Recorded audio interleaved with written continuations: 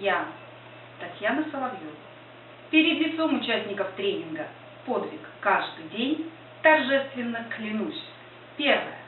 Надеть на руку и не снимать до конца тренинга нитку-напоминалку.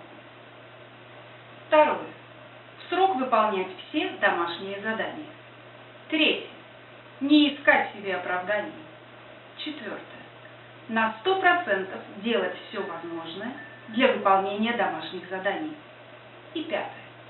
Если до конца тренинга я нарушу эту клятву, то пусть меня покарают штрафными баллами и презрением всей команды.